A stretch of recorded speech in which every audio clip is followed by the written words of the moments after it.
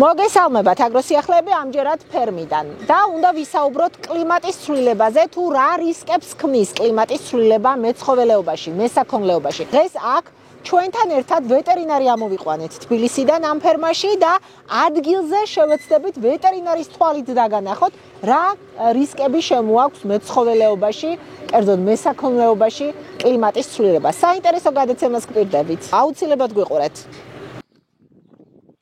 ვეტერინართან ერთად აგროსიახლეების გადამღები ჯგუფი თბილისთან ახლოს ბექა გონაშვილის ფერმას ბინას ვესტუმრეთ. ფერმაში მეხორცული ჯიშის საქონელი და ცხვრის ფარა დაგხვდა. ფერმერი ცხვარს და საქონელს ამჟამად ბაგურად ინახავს. მე და როქის ვეტერინარმა ფერმა ფეხ შემოვიარეთ და კლიმატური რისკები ორივე მიმართულებისთვის შევაფასეთ. აღმოჩნდა, რომ კლიმატის ცვლილებისადმი ადაპტაცია ცხვარს უფრო უადვილდება ვიდრე საქონელს, თუმცა გამოწვევები ორივე სექტორში სახეზეა. რომელი უფრო იმუნური არის კლიმატის ცვლილებისადმი საქონელი თუ ცხვარი და რატომ? ზოგადად შედარებით მარტივად უძლებს ცხვარი კლიმატურ ცვლილებებს იქიდან გამომდინარე, რომ მომთაბარე არის ასე ვთქვათ, და მეტნაკლებად მიჩვეულია ამ ამბავს. შეჩვეულია დიახ, იმიტომ რომ ზამთრის პერიოდში უნდა ჩამოვიდეს ბაში და ზაფხულის პერიოდში გადავიყვანოთ ზაფხულის საძოვრებზე. შედარებით მიჩვეული არის ცხვარი, მაგრამ სტრესები ტემპერატურული იქნება ეს მინუსი თუ მაღალი გრადუსი ამ შემთხვევაში ცხვარშიც რა თქმა უნდა ყველა ცხოველს ექნება, თუმცა ცხვარი მეტნაკლებად უფრო შემგუებელია.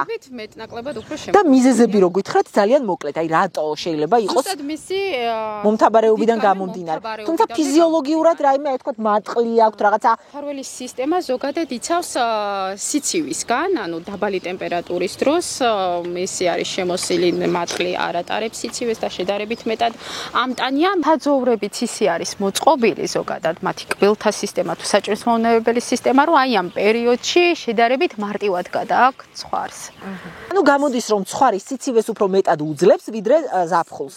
ზაფხულში აქაც ძალიან დიდი ყურადღება ჭირდება ვეტერინარს. სწორედ ამიტომ გადავდივართ ხოლმე მეცხვარეობაში ზაფხულის საძოვრებზე, სადაც არ არის კლიმატური მაღალი ტემპერატურა, თუმცა არის ზაფხულის საძოვარი, სადაც კარგად იკვებება. ცხვარში ძირითად პრობლემას მეცხვარეობაში მაინც ჰელმინთური დაავადებები ქმნის და ანუ ჭიები, ჰელმინთები, რომელიც ცხოველის ორგანოში ყავს, არის ესეთი მაგალითად ლენტისებური ჭია, ასე ეძახიან მეცხვარეობაში. და ეს ყველა სეზონზეც არის ყვა?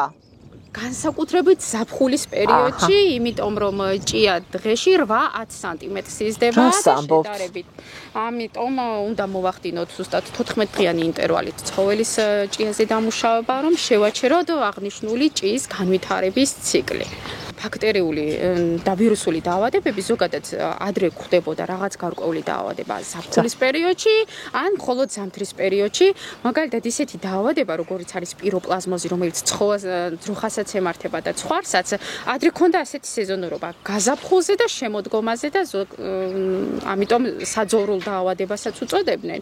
თუმცა კლიმატურმა ცვლილებებმა გამოიწვია ის პრობლემა, რომ ზამთრის თბილ დღეებში პიროპლაზმოზის გადამტანი აქტიურდება და შესაბამისად ეს დაავადებები საკმაოდ აქტიურად გვხვდება ზამთრის პერიოდშიც.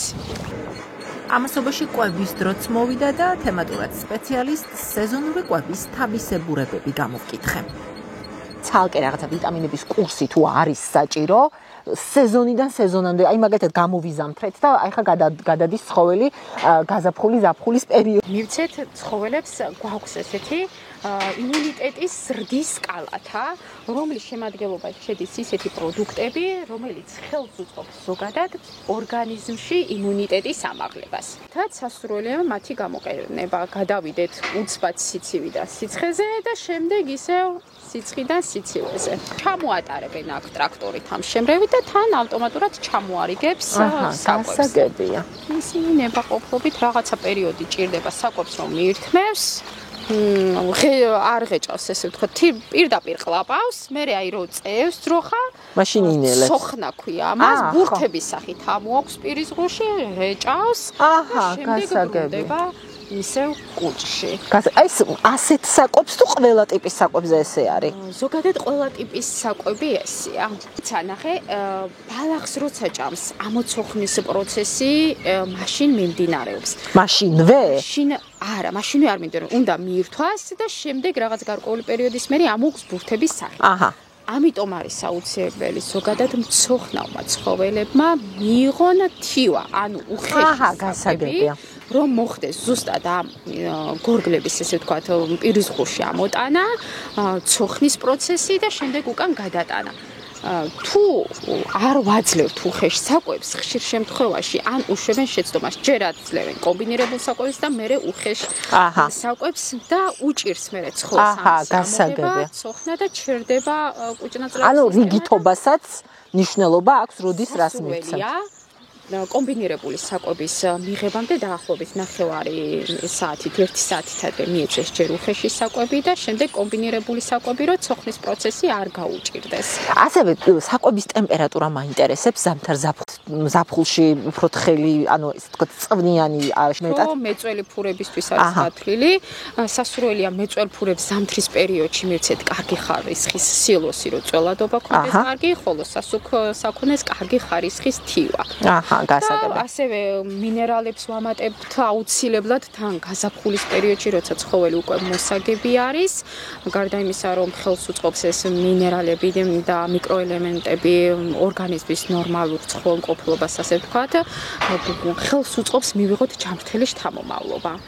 ამიტომ არის გვაქვს ესეთი გარკვეული პროდუქტი, განასუპერიოდი, რომელიც სასურველია მივცეთ ხოლმე მოგებამდე 10 დღით ადრე, რომ შობიარობის პროცესიც გაუმარტივდეს საქონელს და მივიღოთ ჯანმრთელი ნამატი. გასაგებია.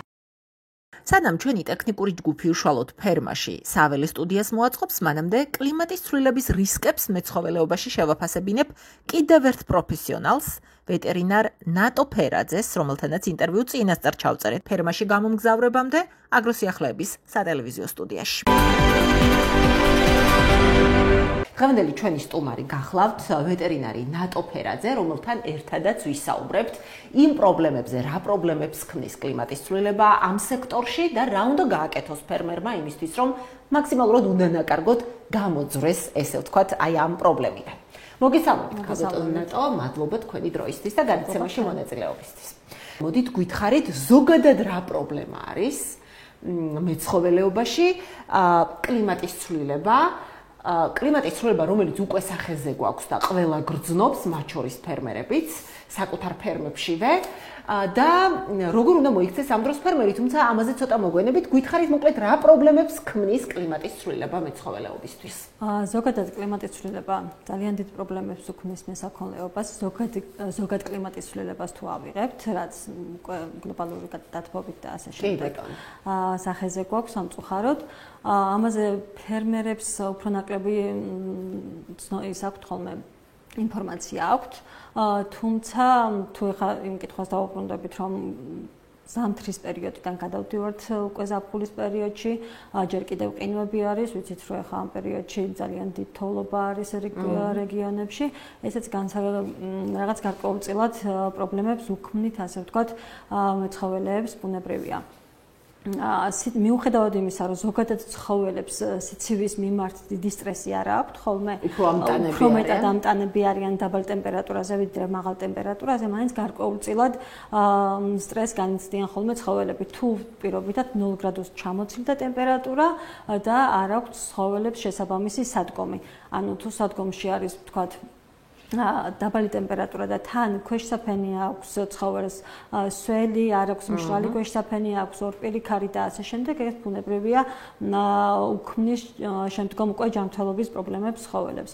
ეს შეიძლება გამოიხატოს იგივე მოყინვებით ცხოველებში, შეიძლება გამოიხატოს, ვთქვათ, თუ ორპირი ქარია სისველეში წვანან ცხოველები და ასე შემდეგ, რაც ძირითადად მაინც ამ ბოლო დროს, რადგან ღია ტიპის ფერმებიც დაინერგა, არის ხოლმე რომ ორპირი ქარიც ხდებათ ცხოველებს და ესეც მე უკვე გარკვეულწილად პრობლემებს უქმნით. განსაკუთრებით მოზარდებს ექმნებათ ამ შემთხვევაში პრობლემები, შეიძლება იყოს პნევმონიები, ბრონხოპნევმონიები განვითარდეს და ასე შემდეგ. ანუ ერთია რომ სტრესი ეს სითბური იქნება თუ სიცივის სტრესი იქნება თვითონ ცხოვლის სიცოცხლეს უქმნის საფრთხეს დაავადდეს შეიძლება, მაგრამ მეორეა პროდუქტიულობა, ანუ იკლებს ამ დროს პროდუქტიულობა. და აი ამ ხრივაც იმისთვის რომ ფერმერმა შეინარჩუნოს პროდუქტიულობა ძალიან მნიშვნელოვანია თვალი მიადევნოს, თვალყური ადევნოს, მოკლედ როგორ რეაგირებს ტემპერატურაზე მისი ცხოველი. ეხლა გითხარით რა სიმპტომებით შეიძლება ამოიცნოს ფერმერმა როგორც სიცივის სტრესი, ასევე სითბური სტრესი ცხოველში. აი როგორ მიხვდეს რომ აქვს მის ცხოველს რაღაც პრობლემები კლიმატთან დაკავშირებით. ზოგადად როგორც წესი გარდა ჯანმრთელობისა, ერთიც ანუ ზაფხულის სიცხისგან გამოწვეული სტრესიც და ზამთრის სიცივისგან გამოწვეული სტრესიც ბუნებრივია გავლენას ახდენს ასევე პროდუქტიულობაზე. პროდუქტიულობის შესანარჩუნებლად პირველ რიგში მნიშვნელოვანი არის ნორმირებული კვება. ნორმირებული კვების ელემენტებსაც შეეხება, ეხლა ესე რთულია, მით უმეტეს ჩემი მხრიდან ამ საკითხებზე საუბარი, თუმცა გარკვეული სხვადასხვა სქესობრივ ასაკობრივ ჯგუფებს ბუნებრივია სხვადასხვანაირად უნდა მიეცეთ საკვები და ამას ადგენენ შესაბამისი სპეციალისტები. წყალი მივცეთ პირველას ყოვლისა. ამაზე დიდ აქცენტს ფერმერები სამწუხაროდ არ აკეთებენ ხოლმე, გამომდინარე იქიდან, რომ ვიცით, ჩვენ საძოვრებზე წყალთან მუდმივი წვდომა უნდა გქონდეთ ცხოველებს აუცილებლად მუდმივი და თავისუფალი წვდომა, რომ როცა თავად აქვთ სურვილი, მაშინ მიიღონ წყლის შესაბამისი რაოდენობა. საკმაოდ ბევრი წყალი ჭირდება ცხოველს. ფერმერები ამაზე ხშირად უკვირთ ხოლმე, როდესაც ვამბობთ, რომ შეიძლება ცხოველმა დალიოს 150 ლიტრი წყალი და კიდევ უფრო მეტიც, თუ კი შესაბამისი პროდუქტიულობა აქვთ ცხოველებს, გააჩნიათ ზროხა რამდენს იწველის, რა წონა აქვს და რა გარემო პირობებში უწევს მას არსებობა. ზამთრის პერიოდში შედარებით ნაკლები წყალი ჭირდება, თუმცა ზაფხულის ცხელი კლიმატში თუ ძროხა გვყავს მაღალპროდუქტიული ფური, შესაბამისად ჭირდება შესაბამისი რაოდენობის წყალი და მაღალპროდუქტიულ ცხოველებს, განსაკუთრებით ისეთ ცხოველებს, რომლებიც იწველებიან 30 litrზე მეტს, მათ შეიძლება 180-200 ლიტრი წყალიც კი დაჭირდეთ დღეში, რადგან ცოცხალი წონა შესაბამისი აქვს 700-800 კილოგრამები არიან ხოლმე. გასაგებია. სიმპტომებზე მინდა ველაპარაკოთ ასევე. სიმპტომებს რაც შეეხება ზაფხულის პერიოდში სტრესის სიმპტომები შეიძლება იყოს ქოშინი, გახშირებული სუნთქვა, პირიდან ნერწყვდენა, პირღიაობა, ანუ ღია აქვთ პირი, ენა გადმოგდებული და შესაბამისად უფრო ეძებენ ხოლმე ჩრდილს მაქსიმალურად და მერე უკვე შეიძლება სითბური დაკვრაც კი გამოიწვიოს ხოლმე ზედმეტმა გადაჭარბებულმა მაღალმა ტემპერატურამ. კაბოტონატო, რომ დავუბრუნდეთ კვებას, აი ზამთარში როგორი კვება, ჩალა, თივა, საკმარისია? ანუ აი აქ მხოლოდ იმისთვის, რომ იმუნურობა იყოს და ვეტერინარული მიმართულებით ძლიერად იყოს მოკლედ ცხოველი. კი ბატონო, ზოგადად როგორც წესი ფერმერებს გონიათ ხოლმე, რომ ჩალას თუ აჭმევენ, ან დიდი რაოდენობით თივას, მხოლოდ ეს თუ აქვთ ცხოველებს საკმარისი არის, თუმცა ასე არ არის. მათ ჭირდებათ ისეთი მაღალყუათიანი საკვები ზამთრის პირობებში, განსაკუთრებით რომ ენერგია გქონდეთ შესაბამისი, რაც გათბობისთვისაც ჭირდებათ, პროდუქტიულობის საწარმოებლათაც ჭირდებათ და ზოგადად ჯანმრთელობის შესანარჩუნებლათაც საჭირო არის. ხშირად არის ხოლმე მომართვიანობა, რომ ჩემ ცხოველებს ძალიან ბევრი საკვები აქვს და მაინც უბრალოდ გრძნობენ თავს, აი ჩალა აუღებლად აქვთ და ნებაზი აქვთ, რამდენსაც უნდა ჭამენ, თუმცა ჩალას მხოლოდ არანაირი კვებით ღირებულება ისეთი არ გააჩნია, რომ ცხოველისთვის ის იყოს დამაკმაყოფილებელი და მისგან პროდუქციაც მივიღოთ და ჯანმრთელობაც შევენარჩუნოთ ცხოველს. ამას ჭირდება შესაბამისი კვება, მაგალითად კომბინირებული საკვები დაბალანსებული, ასევე კარგია თუ პროდუქტიულობისთვის სილოსით გამოვკვებავთ იონჯის თივას, ან ჩვეულებრივი კარგი ხარისხის თივას და ასე შემდეგ მივაწვდით მას. ზამთარს რაც შეეხება, სიცივეს რაც შეეხება, ამ დროს როგორი სიმპტომები აქვს ცხოველს, ანუ სიცივის სტრესი როგორ ამოვიცნოთ? ძირითადად არის ხოლმე რომ წელში მოხრილები არიან, მობუზოლები არიან, ბეწვი აშლილი აქვთ და ეყობათ რომ ცუდად გრძნობენ თავს, ანუ ამ დროსაც ძირითადად მაქსიმალურად ეძებენ ხოლმე ისეთ მშრალ ადგილს, რბილ ადგილს, რომ თავი შეაფარონ და სადგომზეც მინდა აუცილებლად გკითხოთ, თუმცა სანამ სადგომზე გადავალთ, ძალიან მოკლედ ვეტერინარს რამდენადაც შეგიძლიათ თქვათ, დიდ თოვლობის ზონაში ჩვენ საკმაოდ რთული პერიოდი გამოვიარეთ, ცხოველები კი არა და ადამიანები იყვნენ უკიდურესად ცუდ ვითარებაში. აი ამ დროს რა უნდა გააკეთოს ფერმერმა იმისთვის, რომ მის ცხოველს რაღაცა მეტნაკლებად შეუმსუბუქოს ეს სტრესი. იმ პირობებიდან გამომდინარე, რომ გამოხვიდეთ, რაც ჩვენ ვიხილეთ ბოლო დღეები, როგორც უწევდათ ადამიანებს ცხოვრება. აი რა უნდა გაკეთებულიყო იმისთვის, რომ ცხოველებს ნაკლები სტრესი ჰქონოდათ ამ მხრივ.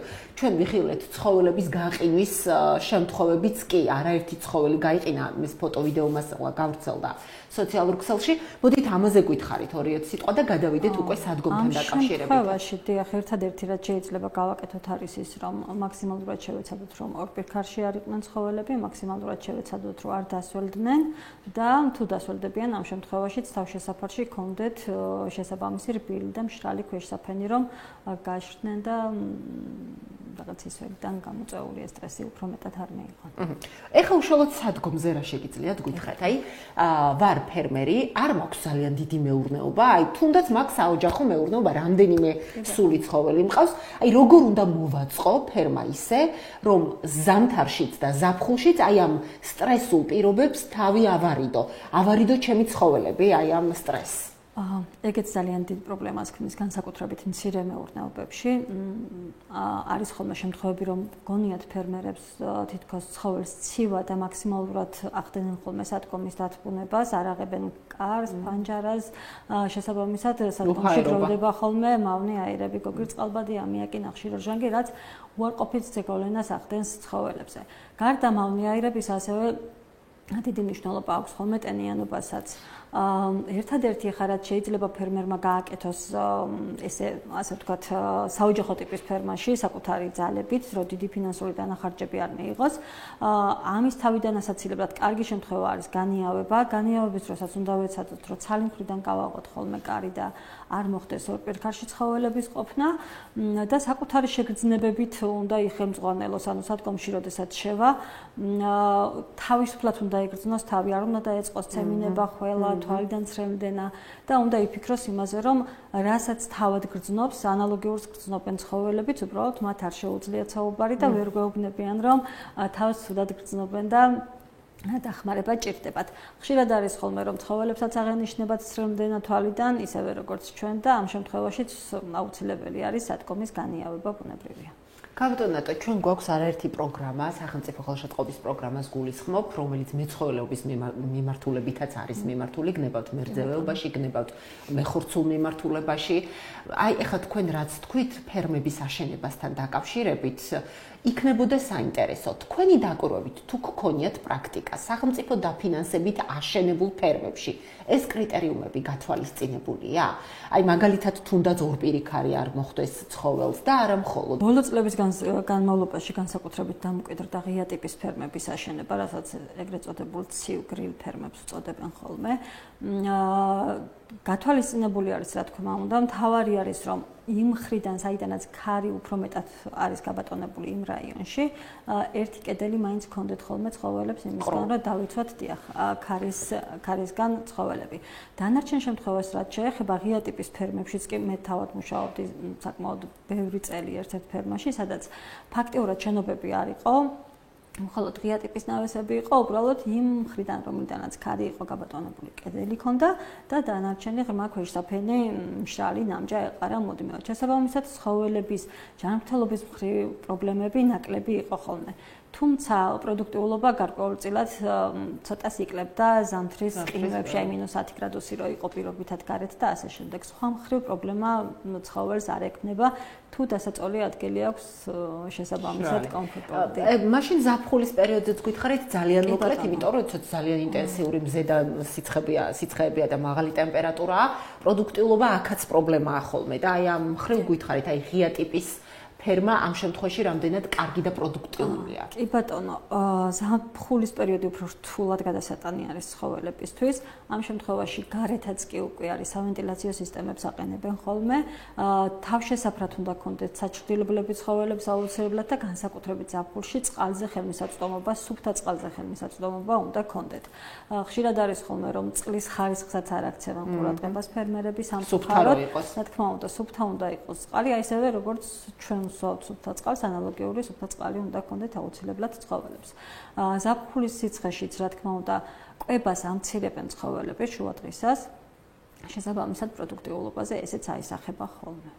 კაპიტანო, ბოლო კითხვა მაქვს. თქვენი ესე მუშაობის და მთელი ამ პრაქტიკის, მრავალწლიანი პრაქტიკის განმავლობაში მეცხოველეობის მიმართულებაში რამდენად ხელშესახებია, უბრალოდ რამდენად უმრავლდებათ პრობლემები და საზრუნავი ფერმერებს, ვიდრე ვთქვათ ეს წლების წინ იყო. ანუ ახალი დაბრკოლებები კი არა და მოდი ვთქვათ გამოწვევები და საზრუნავი, რაც მოსაგვარებელია, უჩნდება ფერმერებს თუ ფერმერებს ასე ვთქვათ უნდათ რომ ყავდეთ მაღალპროდუქტიული ცხოველები, აქცენტი გაკეთებული აქვს ისეთ ცხოველებზე, მაგალითად როგორც არის ჰოლშტეინი, რომელიც ერთ-ერთი სუსტი ცხოველია, ზოგადად დაავადებების მხრივ, თუმცა პროდუქტიულობა აქვს მაღალი. ანუ იმუნიტეტი ნაკლებია აქვს. ნაკლები აქვს ჩვენთან? ნაკლები აქვს ჩვენთან არა, ზოგადად რაც უფრო მაღალპროდუქტიული არის ცხოველი, მეტი მოთხოვნილებები აქვს გარკვეულ საკითხებთან, უფრო მეტი მოვლა ჭირდება, რა თქმა უნდა, ვიდრე იგივე მეხორცული მიმართულების ცხოველებს ან ადგილობრივ ცხოველებს, რომლებიც აქაურ პირობებს არიან შეჩვეული და შეკუებული. ხო და ანუ ეს უნდა გაითვალისწინონ აუცილებლად ფერმერებმა. როდესაც ჯიშსაც არჩევენ, თავის საკუთარი შესაძლებლობებიდან გამომდინარე უნდა შეარჩიონ ცხოველის ჯიში აუცილებლად. კაპიტანო, ფერმერებმა მხოლოდ ხომ არ უნდა იფიქროს სახელმწიფომაც ადგილობრივი ჯიშების სელექციაზე, გადარჩენაზე, პოპულარიზაციაზე, იმიტომ რომ თქვენ სწორად თქვით, განსაკუთრებით შეცვლილ კლიმატურ პირობებში ადაპტაცია უადვილდებათ ხოლმე ადგილობრივ ენდემურ ჯიშებს. აი ამ ხრივ სახელმწიფო პოლიტიკა ხომ არ არის უფრო გასააქტიურებელი და კერძო სექტორსაც მეტი საფიქრალი, რა თქმა უნდა. გასაკვირველია, ამაზე სახელმწიფომაც აუცილებლად უნდა იზრუნოს იმ კუთხით მაინც, რომ რეკომენდაცია მიცეს ფერმერებს, რომელი ჯიშის ცხოველის შემოყვანა არის უმჯობესი. ინდუსტრიულ ფერმებში ძალიან რთული არის ყავდეს ხევსურული ჯიშის ძროხა, თუნდაც იგი მეგრული წითელი ჯიშის ძროხა და ასე შემდეგ. წამგებიანია, ასე რომ ვთქვათ, თუმცა არსებობენ მერძეული მიმართულების ცხოველები, რომლებზედაც უნდა გაიცეს რეკომენდაციები, რომლებიც ჯობია რომ შემოვიყვანოთ და ფერმერმა ნახოს, ასე ვთქვათ, სარგებელი ამ ცხოველების შემოყვანისგან და არ მიიღოს ძალიან დიდი ფინანსური დანახარჯი. და საოჯახო მეურნეობებიც არ არის საუგულებელყოფო, ასე რა თქმა უნდა, ადგილობრივი ფერმერებიც ხშირად მიმართავენ ხოლმე ხელოვნურ განაყოფიერებას და ხელოვნური განაყოფიერების დროსაც კი უნდა მოხდეს ისეთი ჯიშების შერჩევა, რომელიც ამა თუ იმ რეგიონში შესაბამისად გაამართლებს. ჰოლშტეინზე აქცენტი იმიტომ აქვს გაკეთებული, რომ ყველას გონია, რომ რადგან ჯიში არის მაღალპროდუქტიული, ყველანაირ პირობებში შეძლებს, რომ მოგცეს 40 ლიტრი რძე დღიურად. ეს საკმაოდ რთულად მისაღწევი ამბავია. ასე მარტივად არ იწვევს 40 litrს, მას სჭირდება შესაბამისი მოვლა, შესაბამისი კვება და ასე შემდეგ და მცირე ფერმერებს ურჩევ, რომ ცოტა სხვა ჯიშებზე გააკეთოს აქცენტი ამ შემთხვევაში, რომლებიც მაინც საძოვრულ პირობებს არიან უფრო მეტად შეჩვეული და უფრო ძლიერები არიან და ანუ გამოდის რომ ჯიშის სწორად შერჩევა ძალიან მნიშვნელოვანია, რომ არა ზოგადად გლობალური პრობლემა, როგორიც არის თუნდაც კლიმატური ცვლილება, აი ჩვეულებრივ პირობებშიც კი საკმაოდ საფრთხილოა ეს ამბავი, როგორც მივხვდი. საკმაოდ საფრთხილოა. იმედია ამ რჩევებს გაითვალისწინებენ ჩვენი მაყურებლები, იმიტომ რომ მაყურებელთა უმრავლესობა სწორედ ფერმერები არიან და ის ადამიანები, ვისაც აინტერესებთ სოფლის მეურნეობა. დიდი მადლობა თქვენი დროისთვის, კაპიტანო, დაგიმშვიდობებით.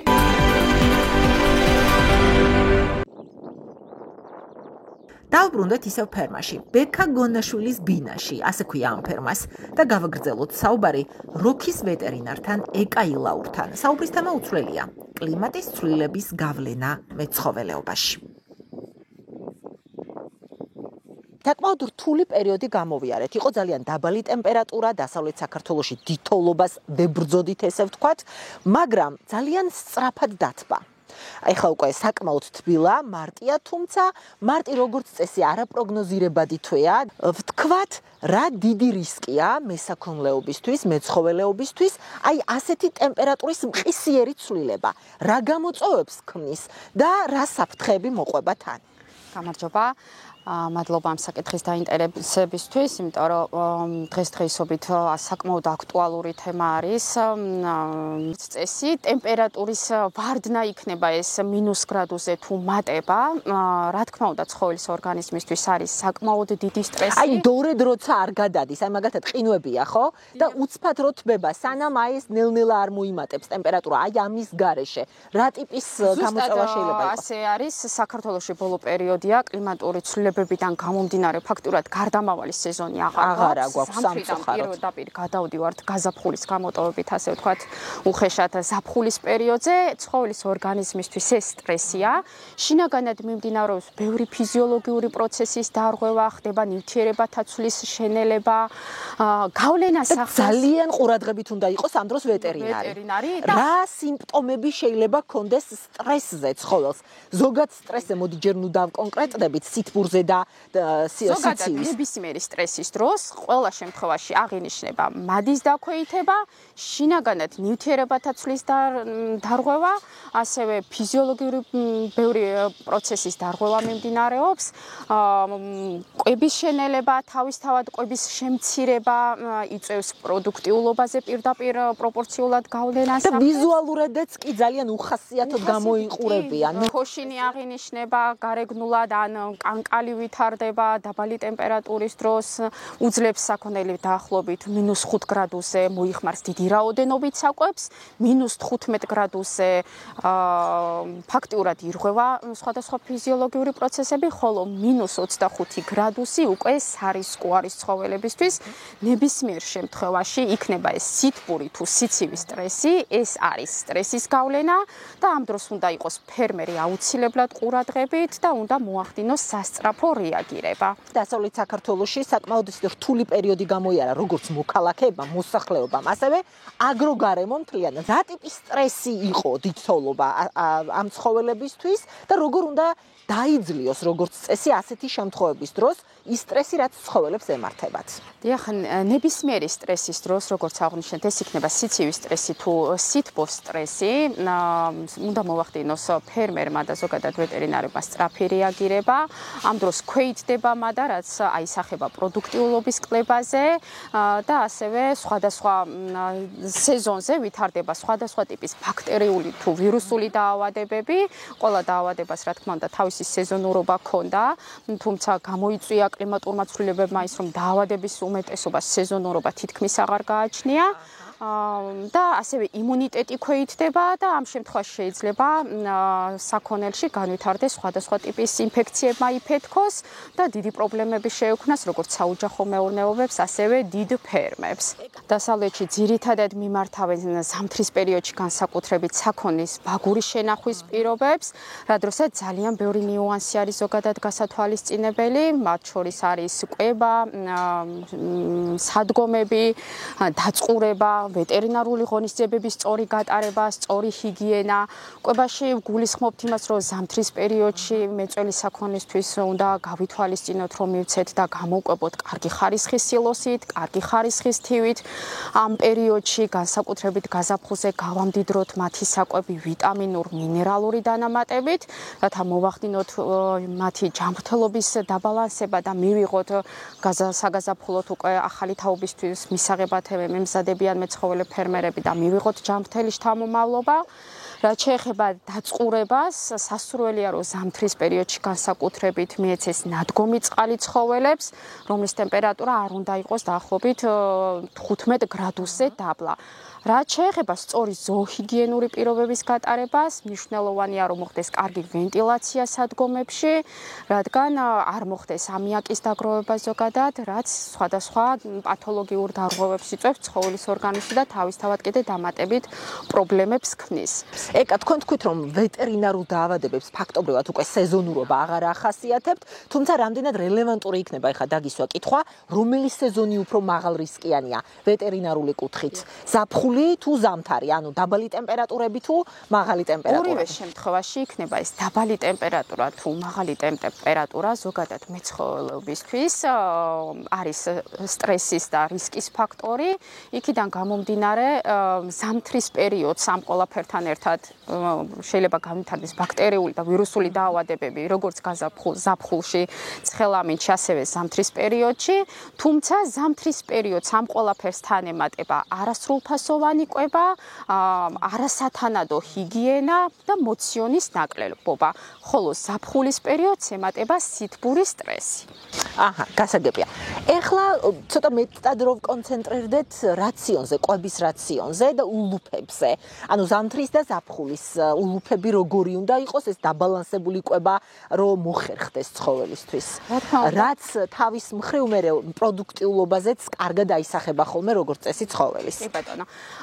სხვადასხვა ტიპის შენახვას მიმართავთ საქართველოში, ზაფხულის პერიოდში საძოვრულ შენახვის პირობებს მიმართავენ მეცხოველე ფერმერები და ხდება ძირითადად საზაფხულო საძოვრებზე ცხოველების გადარეკვა. თუმცა რამდენად საკმარისი და ნოყიერია საძოვრები, სადაც ანუ უმეტესი ნაწილი დეგრადირებულია სამწუხაროდ დღეს. და ამისი განახლებაც უნდა მიმდინარეობდეს და ასე ვთქვათ, მცენარეების შეთესვა, რომელიც იქნება ცხოველებისთვის ასე ვთქვათ, ნოყიერი და სასარგებლო, ხო, დამაკმაყოფილებელი. შემთხვევაში, განსაკუთრებით ზამთრის პერიოდში უკვე უნდა მოვახდინოთ დამატებით მათი საკვების გამდიდრება ვიტამინოების და მინერალების დამატებით. ჩვენმა გუნდმა შექმნა სპეციალური ეგრეთ წოდებული ნაკლებები, მაგალითად ასეთი არის სიცივის სტრესის კალათა, სითბური სტრესის კალათა, იმუნიტეტის ზრდის კალათა, მასტიტის დაცვის ნაკლები. აღნიშნული ნაკლებები დაკომპლექტებულია სპეციალურად შერჩეული მცენარეული წარმოშობის ბიოლოგიურად სუფთა საკვებ-დანამატებით და პრეპარატებით, რომელიც არავითარ ზიანს და შეჩევას არ იწვევს, რაც თავარია ცხოველის ორგანიზმზე. აღნიშნული პროდუქტების გამოყენებით მაქსიმალურად ვცდილობთ დავიცვათ ცხოველები აღნიშნული სტრესებისგან, შევინარჩუნოთ პროდუქტიულობა, რომელიც გავლენას ახდენს არა მარტო მეწველფურებში და ეს სტრესები იწვევს წველადობის შემცირებას, ასევე სასუქ საქონელში ხდება ყოველდღიური წონამატის შემცირება და უზრუნველყოფს ეს ნაკლები არა მარტო ამ სტრესებით გამოწვეული პროდუქტიულობის შემცირებას, არამედ გაუმჯობესებას და მაქსიმალურად უნარჩუნებს და მაღლაწევს იმუნიტეტს, რათა არ გახდეს ამთვისებელი სხვადასხვა ტიპის დაავადებების მიმართ საქონელი. ეკა, რამდენად აქვთ ჩვენს ფერმერებს ცნობიერება ამაღლებული ბოლო პერიოდს თუ გადავხედავთ აი ამ კლიმატურ რისკებთან დაკავშირებით? კომპანია როკი ამ სტრესებთან დაკავშირებით უკვე დიდი ხანი არის, აქტიურად ატარებს საქართველოს სხვადასხვა რეგიონებში შემეცნებით, ასე ვთქვათ, ტრენინგებს, სადაც დეტალურად განვიხილავთ სტრესებს, სიცივის თუ სითბურ სტრესებს, მათგან გამოწვეულ პრობლემებს, როგორ უნდა ვებრძოლოთ, რა ღონისძიებები გავატაროთ, რა პროდუქტი გამოვიყენოთ და როგორ შევაჩეროთ სტრესი ცხოველის ორგანიზმში, შევინარჩუნოთ პროდუქტიულობა და გავზარდოთ, რა თქმა უნდა, ნელ-ნელა ვეწევით, ასე ვთქვათ, საქართველოში მეცხოველობა ვითარდება, ცდილობს განვითარებას, ასე ვთქვათ, მოდი და უკვე ალბათ წლები დაჭირდება, მაგრამ იმედი ვიქონიოთ, რომ ფერმერები აღნიშნულ პროდუქციის ერთხელ გამოყენებითაც კი მიხვდებიან, რას გულისხმობ, როგორ ვაჩერებთ შედეგით მიხვდებიან. რა შედეგს ვხებულობ. კი ბატონო, ლიან მოკლედ სადგომებზეც ველაპარაკოთ. მაინტერესებს ზოგადად კულტურა ჩვენს ქვეყანაში სადგომების მოწყობის რამდენად არის განვითარებული, გულისხმობ სადგომის ისე მოწყობას, რომ იქ ნაკლები სტრესი გქონდეს და ცხოველს და ნაკლები რისკები გქონდეს, თუნდაც ვეტერინარული, არ ვიცი, ვენტილაცია, უამრავი საჭიროებები არის ხოლმე დახურულ შენობაში. ჯერ მოდი სანამ სადგომებზე გადავალთ, აი ამ ფერმაზე გითხარი 2 სიტყვა, შენ როგორც ვეტერინარმა რა შეიძლება თქვა, ვერ ვხედავთ გადახურულ, სადაც შეიძლება სიცხეს შეაფაროს თავი ცხოველმა, წყლები აქვთ, საკვებიც მრავლად აქვთ. აი რა შეგიძლია ამ წუთას გითხრა როგორც ვეტერინარი? დიახ, ზოგადად კულტურულად ასე ვთქვათ, დაპროექტებული და სუფთად მოწყობილი ფერმები ძირითადად არის მერძეული მიმართულების. აღნიშნოთ ეს, რომ ჩვენ ვართ მეხორცული მიმართულების ფერმაში, რომელიც სავარაუდოდ სახელმწიფოდ არის მოწყობილი და ზაფხულის ცხელი დღეებისთვის ალბათ გადახურვასაც გაითვალისწინებენ. სხვა შორის ახალი გაკეთებული აქვს და მადლობა ბექა გონაშვილს რომ გვიმასპინძლა. კი ბატონო, ანუ სავარაუდოდ იხურება, იმიტომ რომ სიცხისგან დაიცვან თავი ცხოველებმა. აი სხვა რა შეგიძლია გითხრათ? აი მაგალითად ქვეშ საფენი რამდენად, ვთქვათ, რელევანტური აქვს უნდა გქონდეთ თუ არა ასე. რა თქმა უნდა, წყალთან აქვს წვდომა როგორც ხედავთ? ხდებოდეს, მაგრამ ეს არის ბაგური ფერმა, ანუ შიგნით ყავთ გაჩერებული და საკმაოდ რთული არის ამისი მუდმივად დასუფთავება. ფერმის მოწყობას რაც შეეხება ზოგადად ძალიან ბევრი ნიუანსია ხოლმე ყოველთვის გასათვალისწინებელი. აუცილებლად სასურველია რომ დახურულ ფერმებში, განსაკუთრებით მეწველი ფურების ფერმაში მოეწყოს გამწოვი შახტები, სანამედროვე ფერმები, სადაც რომელიც შენდება და გათვლილი არის საკმაოდ დიდ სულადობაზე, ფერმერების უმეტესობა თავიდანვე ახდენს აღნიშნული დაგეგმარებას, ხდება სპეციალური სავენტილაციო შახტების მოწყობა, ზაფხულისთვის გათვლილი უნდა იყოს, რომ იყოს წყლის გასხურება, გამაგრილებელი თვალსაზრისით, ან მინიმუმ აი ესეთი ტიპის ღია ფერმებში უნდა დაიდგეს ეგრეთ წოდებული ვენტილატორები, რომელიც ზაფხულის ცხელ დღეებში დაახლოებით მინიმუმ 3-4 გრადუსით მაინც შეამცირებს ტემპერატურას. სხვაშორის ბუნებრივად მოდით ვაღიაროთ, აქ ძალიან ისეთი კარგი ნიავია, ალბათ ეს ფათა სისტემა უზრუნველყოფს ამ ამბავს, იმიტომ რომ საკმაოდ შეიძლება მზეც და ზაფხულიც არ იყოს ისეთი თუმცა აუტანელი კლიმატურ პირობებს და ცვლილებებს სამწუხაროდ ვერც ვეწევით და არც ვიცით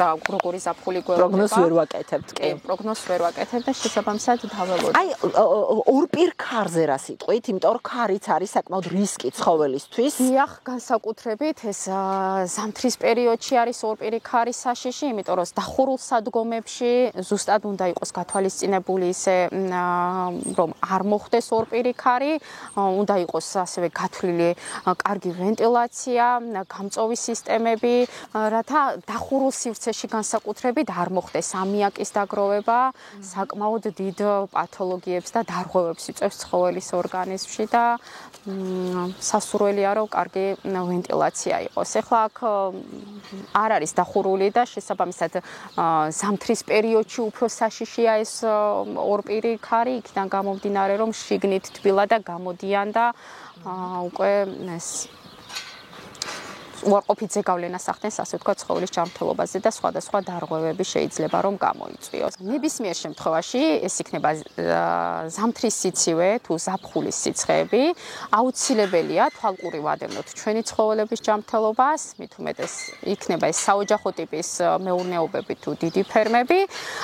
ყურადღებით მივაქციოთ აუცილებლად დროულად ჩავერიოთ ცხოველის ჯანმრთელობაში, როგორც კი შევნიშნავთ, ზემოთ ჩამოთვლილ ბევრ დარღვევებს, როგორიც არის მადის დაქვეითება, აჩქარებული სუნთქვა, ან კანკალი, პროდუქტიულობის მკვეთრი და უეცარი შემცირება და ვარდნა, მივაქციოთ დროულად ყურადღება, რადგან სტრესები იწვევს ძალიან რთულ შინაგან ფიზიოლოგიურ დარღვევებს და მოვახდინოთ დროული რეაგირება, რათა დავიცვათ ჩვენი პირუტყვი ჯანმრთელობა და შევინარჩუნოთ და გავზარდოთ პროდუქტიულობა.